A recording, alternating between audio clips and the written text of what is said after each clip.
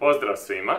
Danas ćemo riješiti drugi zadatak s ovogodišnje mature iz kemije iz drugog dijela same mature. Ovdje se radi o dobivanju acetilsalicilne kiseline iz salicilne kiseline i anhidrida octene kiseline. Kao produkt ove reakcije još nastaje i octena kiselina. U zadatku je zadano da u reakciji sudjeluje 30,11 puta 10 na 23 molekula salicilne kiseline. A ukupno je nastalo 720 grama acetilsalicilne kiseline i traži se na kraju svega stupanj iskorištenja kod ove reakcije. Uz to, u prvom dijelu zadatka nas pitaju o kakvom tipu reakcije je riječ, a ova reakcija spada u esterifikacije ili supstitucije u organskoj kemiji. Idemo sad izračunati stupanj iskorištenja. Dakle, krećemo od ovog početnog podatka da ukupan broj molekula salicilne kiseline, dakle prvog reaktanta, je jednak 30,11 puta 10 na 23. Iz tog podatka ćemo dobiti množinu ove salicilne kiseline, tako da podijelimo broj molekula sa Avogadrovim brojem. Kad to napravimo, 30,11 podijeljeno sa 6,022 daje ravno 5, a 10 na 23 se poništi, tako da dobivamo da u reakciji sudjeluje 5 mola salicilne kiseline.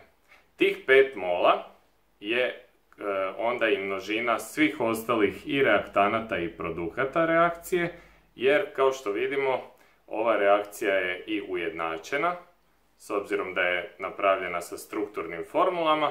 Ako izbrojimo sve atome prisutne u reakciji, vidjet ćemo da vlada potpuna ravnoteža.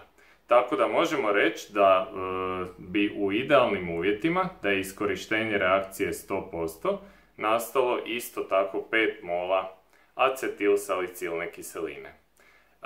Idemo prvo izračunati koliko bi u tom slučaju nastalo grama acetilsalicilne kiseline. Dakle, masa je u kemiji uvijek produkt množine i molarne mase.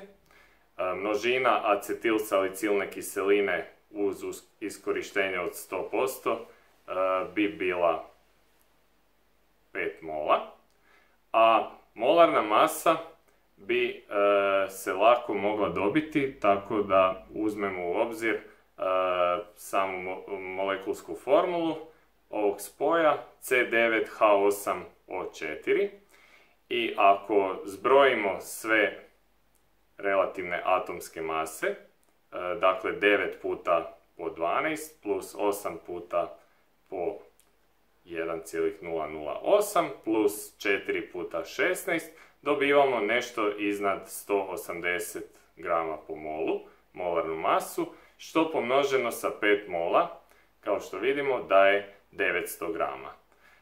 S obzirom da u tekstu zadatka je spomenuto da je nastalo samo 720 grama acetilsalicilne kiseline, možemo izračunati stupanj iskorištenja. Stupanj iskorištenja je masa produkta koja je nastala, zaista, kroz masa koja bi nastala u idealnom slučaju, da je iskorištenje 100%. Dakle, 720 grama podijeljeno sa 900 grama i tu dobivamo 0,8 ili 80%.